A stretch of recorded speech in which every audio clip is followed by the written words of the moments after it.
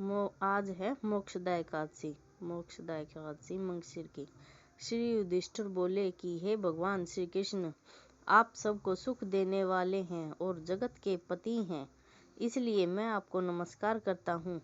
कृपा कर मेरे एक संशय को दूर कीजिए। मंगशिर माह के शुक्ल पक्ष की एकादशी का नाम क्या है? उस दिन कौन से देवता की पूजा की जाती है और उसकी विधि क्या है? हे भगवान, मेरे इन प्रश्नों का उत्तर देकर मेरे संदेह को दूर कीजिए। भगवान कृष्ण जी बोले, हे राजन, आपने अत्यंत उत्तम प्रश्न किया है। आप ध्यान पूर्वक सुनिए। मंगशिर माह के शुक्ल पक्ष की एकादशी मोक्षदा के नाम से प्रसिद्ध है।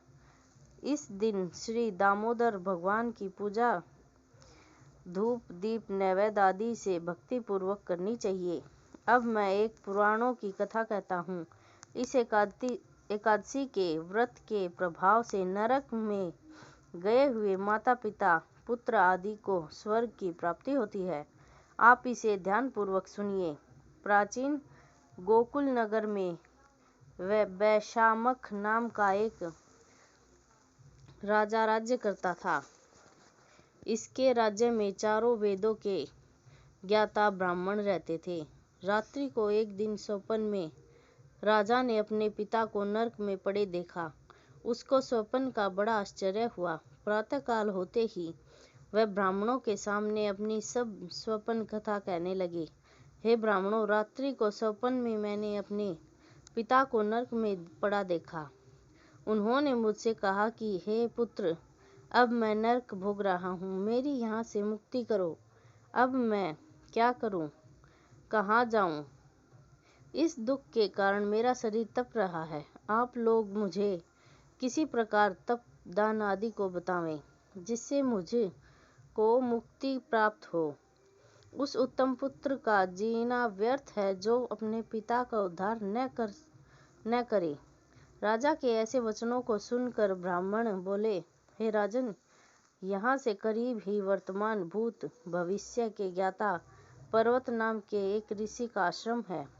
आप यह सब बातें उनसे जाकर पूछ लीजिए, वे आपको इसकी विधि बता देंगे। राजा ऐसा सुनकर मुनि के आश्रम पर गए। उस समय चारों वेदों के ज्ञाता पर्वत मुनि दूसरे ब्राह्मण के सामने बैठे थे। राजा ने जाकर उनको साष्टांग प्रणाम किया। पर्वत मुनि ने उससे संगोपांग कुशल क्षेम पूछी। तब राजा बोले, हे देवर्षि, आपकी कृपा से मेरे राज्य में सब कुशल है, परंतु मेरे मन में अशांति रहती है। उसका कुछ उपाय कीजिए। ऐसा सुनकर पर्वत मुनि ने एक मुहूर्त के लिए नेत्र बंद कर लिए और भूत भविष्य को विचारने लगे। फिर बोले, हे राजन, मैंने योग बल के द्वारा तुम्हारे पिता के समस्त कुकर्मों का ज्ञान प्राप्त कर लिया है। उन्होंने पूर्व जन्म में कामातुर होकर सोत के कहने पर एक स्त्री को ऋतुदान मांगने पर भी नहीं दिया। उसी पाप कर्म के फल से तुम्हारे पिता को नरक में जाना पड़ा है। तब राजा बोला, हे भगवान, मेरे पिताजी के उद्धार हेतु आप कोई उपाय बतलाइए। तब पर्वत मुनि बोले, हे राजन, मंगशिर माह के शुक्ल पक्ष में जो एकादशी होती है, उस एकादशी को आप उपवास करें और उस उपवास के पुण्य को अपने पिता हेतु संकल्प छोड़ दें। उस एकादशी के पुण्य के प्रभाव से अवश्य ही। पर्वत मुनि के वचनों को सुनकर राजा अपने महल को आया और कुटुंब सहित मोक्षदा एकादशी का उपवास किया। उस उपवास के पुण्य को राजा ने अपने पिता को संकल्प छोड़ दिया। उस पुण्य के प्रभाव से राजा के पिता को मुक्ति मिली और स्वर्ग में जाते हुए वे अपने पुत्र से बोले, हे पुत्र, तेरा कल्याण हो। ऐसा कहकर वे स्वर्ग को चले गए। मंगशिर माह के शुक्ल पक्ष की मोक्षदा एकादशी का जो व्रत करते हैं, उनके समस्त पाप नष्ट हो जाते हैं और अंत में स्वर्ग लोक को जाते हैं। इस व्रत से बढ़कर मोक्ष देने वाला दूसरा कोई भी व्रत नहीं है। इस कथा को सुनने व पढ़ने से वाजपेयी यज्ञ का फल मिलता है। तो मित्रों, बात यह है कि जो कथा सुननी भी चाहिए, अगर व्रत नहीं भी कर सकते हम तो कथा जरूर सुननी चाहिए। कथा सार यह कथा पिता के प्रति भक्ति और दूसरों के लिए पुण्य अर्पित करने की अनुपम गाथा है।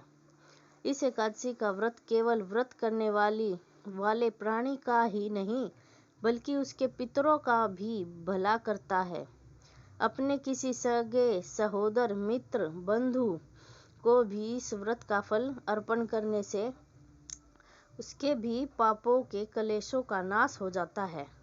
जो साधक माता पिता में ईश्वर को देखते हैं, भगवान विष्णु की असीम अनुकंपा से उनकी समस्त कामनाओं की सिद्धि होती है। जय कृष्ण कन्हैया लाल की जय।